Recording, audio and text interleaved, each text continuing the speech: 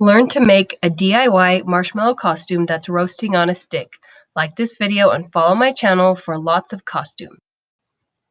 For this costume, you need lots of white fabric. I decided to use French terry with spandex in it. Bias tape or ribbon, a white color is best. Brown sweatshirt and pants, and scraps of orange, red, and yellow felt. You will also need lots and lots of foam or batting to stuff the marshmallow. Start by folding your fabric in half and laying it on top of each other so that you're working with 2 layers of fabric. Then mark out 2 large circles, one that is larger than the other, and these are 2 donut shapes that will be the top and the bottom of the marshmallow. My larger circle, the diameter was 18 inches, and the inner circle was 12 inches, but it's centered in the middle of my 18-inch donut. And I did this so that I wanted a small circle that would fit over my daughter's body, and then the large circle that would be the shape and, larger like a marshmallow. I found that my circles, I drew them pretty small, but since I was using knit fabric, it stretched out a lot, and the marshmallow turned out to be much larger than the measurements I drew. So just keep that in mind as you're doing it. I was trying to conserve fabric and do small circles, and my donut turned out larger. I am happy that it turned out larger since it can grow with her, but it is much bigger than I thought it was going to be. After you mark it out, cut out both circles so that you have 2 layers of fabric in a donut shape, and that will be the top and the bottom of your marshmallow. Next, you're going to cut the rectangle for the outer edge of the marshmallow and the inner edge of the marshmallow. So I figured out the circumference of my outer circle, and then I did a 12-inch tall rectangle that was the measurement of the circumference of my circle. It was about 55 inches, I think, for my 18-inch diameter circle. And then and so that is one big long rectangle. And then my inner rectangle was 12 inches tall, just like the outer edge. And I think the circumference of my smaller circle was about 37 inches. So I cut my 2 rectangles, line up the short edges of your long rectangle, and sew it with a stretch stitch and a 1/4 inch seam allowance. Next, you're going to take your donuts and you are going to pin the outer circle to the large outer edge of the marshmallow. So I started on one side and pinned it together, and then I stretched and found the center of the other side of both the donut and the rectangle and pinned those together. Then I divided the other side in half to match up those sides, and I did the same on the other side. And this is so that I could distribute the 2 circles, the 2 tubes, equally with 4 sections so that I got it evenly distributed. And then I went along and I pinned through the center. It's a little tricky to figure out how to sew a curve to a straight edge. And so use lots of pins and make sure that you're distributing what feels like excess evenly, because once you're sewing, that excess will be used as you sew, and it won't turn into tucks or gathers. Sew with a zigzag stitch all the way around the edge with a 1/4 inch seam allowance. While you are sewing, you need to carefully adjust each piece of fabric while you're sewing. Since you're sewing a curve to a straight edge, it will be easily pushed aside and moved, and it will feel like tucks and gathers will be forming in the fabric. So you need to keep adjusting and carefully feeling it with your fingers so that you get a nice smooth seam. So go all the way around one side and then pin and sew the other side to form a large, tubular shape that is the shape of a marshmallow. Next, turn your tube right side out and see the shape of the marshmallow starting to take shape. Now that you've sewn the seams, measure the height of that outer rectangle, and that is the measurement you will use to cut your batting to the right size. So I'm using a thick batting and it's double layer, but I'm cutting it to that height of the rectangle to make the shape for the marshmallow.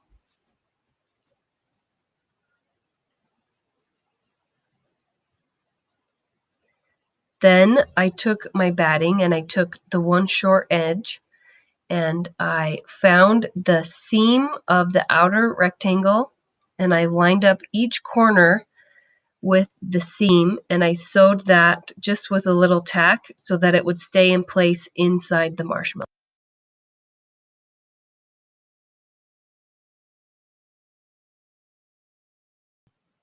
Then I flipped my marshmallow right side out and I wrapped my batting around the marshmallow. So think I'm stuffing the marshmallow, but it looks like it's on the outside. It will then eventually be pushed to the inside.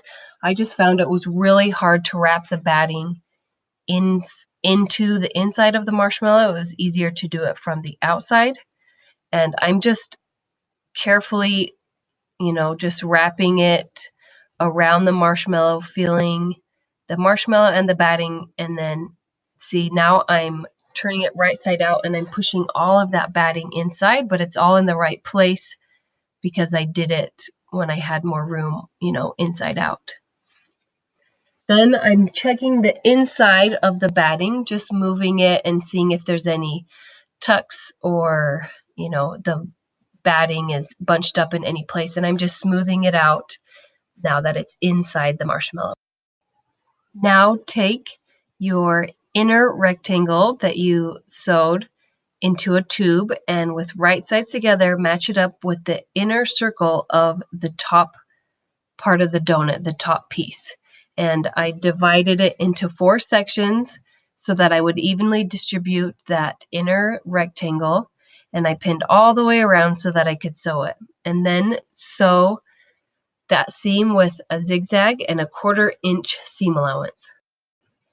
Once you have the inner rectangle sewn on, flip your donut to the other side. And now this is the bottom of the marshmallow, and you're going to match up the seams with wrong sides together so that it's easier to sew and you don't have to turn it right side out. So divide it into 4 sections, just like the other times we've sewn the rectangle to the curve. And make sure that you're not catching any stuffing in your pins. Distribute the rectangle evenly around so that you can sew it. And then when you sew it with a 1/4 inch seam allowance and a zigzag stitch, and it's a little tricky with all the batting in your way, but be careful while you sew and keep adjusting it so you don't do any tucks.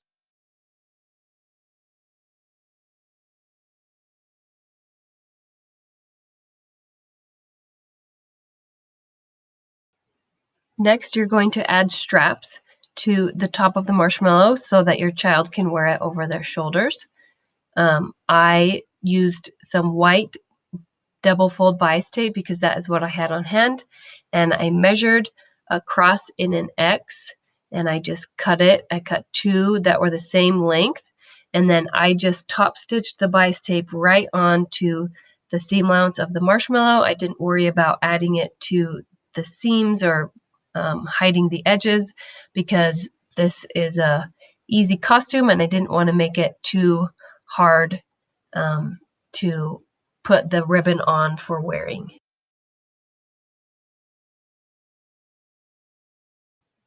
Next, we're going to create little flames that will be sewn to the hood of the brown sweatshirt to look like the marshmallow is stuck in the fire. So I am using this kind of yellow felt, and I'm cutting 3 different flame shapes I did 2 layers so that I'm cutting it double-sided. Then cut some small red and orange pieces to go on the inside of the flame. I did a small red piece and then a larger orange piece, and I just did one side of the flame. I didn't want it to be on the back of the flame, so I just kind of free-handed a curvy little red piece that would fit inside the flame, and then a curvy little orange piece that would fit inside the flame. Sew the red and orange felt pieces onto the front of the flames, and then once they're all sewn on, I took the back piece of each flame and I pinned it together, and then I sewed around each flame so that it was stiffer and enclosed. If you want to make your flames very stiff, add interfacing to the inside and that will help it stand up better. I found with 4 layers of felt, it stood up just fine. Now take your brown sweatshirt and your flames. I opened it slightly so it was kind of like a tube. It would help it stand up. And I just took a hand needle and I just did a couple of whip stitches all the way around, kind of like an oval shape all the way around the flame. I started with 1 in the center, and then I added the 2 to each side, kind of making them sit next to each other like a flame would be really close together. And it makes a nice little flame crown for the top of your stick costume.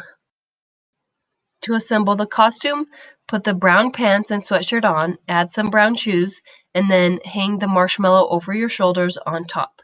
Add some spray painted toasting to the marshmallow if you want to make it look a little more authentic. Thanks for watching. I can't wait to see your fun marshmallow costumes that you make. Please share them with me on social media. Like this video and follow my channel for lots of costumes and Halloween ideas.